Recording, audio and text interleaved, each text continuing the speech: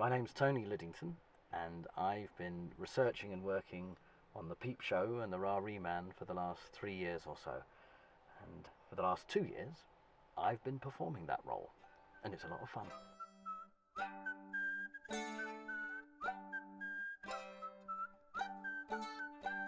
It was kind of old-fashioned.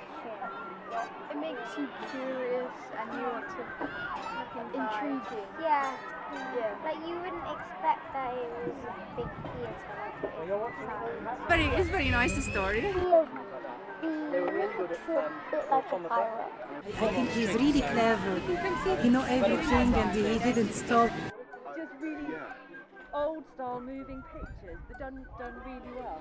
I like the idea that actually you're witnessing something, but just with half a dozen other people, and you may well have an audience behind you that are like looking on, are desperate to have a peep as well. That actually is you that's had that sort of that privileged moment. But it's that intimacy that springs to mind, and actually sort of you do feel taken into that little theatre. Do you know what I mean? And it kind of it's just a different world to be in for that sort of 15-20 minutes, and we all need that bit of escapism. Peep shows in the early days started with moving scenery and puppetry and simple automata to help animate the stories that were told by the RAREE men.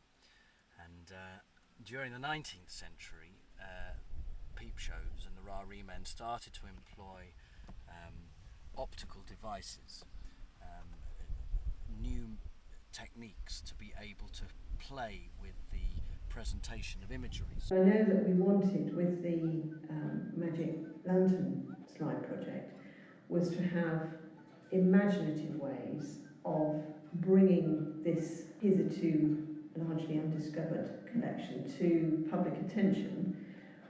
It may be a series that told a story or something like that. And sometimes they may just be photographs of the place. Probably in Britain, in the commercial trade in the sort of late 19th, early 20th century, there were about 300,000 different slides made. And slides from our museum, haven't we, that they found, and they've concocted an excellent story about Devon, and I liked all the sort of local references, which made it fun, I think.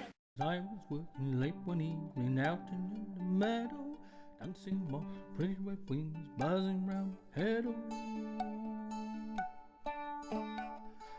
People often associate silent films with just musical accompaniment, but in fact, right up even until the 1920s, there were often showmen who would help articulate the story that was in the silent film, or maybe helping understand the series of technical slides that there might have been.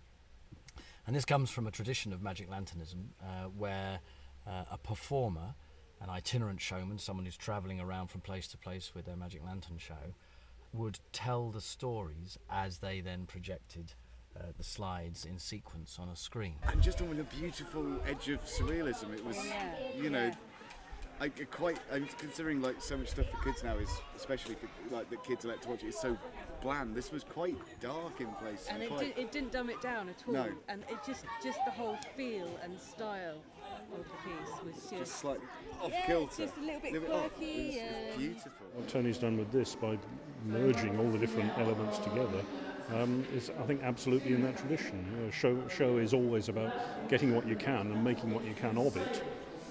And then seeing if people will laugh. You're taken up with what's going on outside and you've no idea what they're watching at all. So when you finally get up to see it, it's quite a surprise. We're about both quality and undeniably quantity. I think the fact that it's possible to do several performances a day is good, because that actually, I mean, different people want to come into museums at different times of day, so I think the flexibility on that is a plus. But I don't know, what can you do? That is the nature of the peep show. You can't suddenly make it, well, I suppose you certainly could make it vast, but then it's not what it was. I think if I'd hope for anything for the Peep box is that after I've had my time with it, other people would like to have their time with it. It would be a great shame, it seems to me, if the box was merely like the one that's in the Bill Douglas Museum now, which is really just an artefact from the film, interesting in its own right, but it doesn't actually function. It would be lovely if in 100 years' time it was still being wheeled out and people were still doing different shows inside it. It would be great if someone was doing Uncle Taco and his RAREE show and his Peep Box. Maybe that will take place, and maybe these recordings might even form a part of that. Prescription me oh my Cinnabar moth, Cinnabar moth, Cinnabar moth. Softest bite, such a small fly, what will become more vine? Me oh my Cinnabar moth, Cinnabar moth, Cinnabar moth. Softest bite, such a small fly, what will become more vine? What will become of I?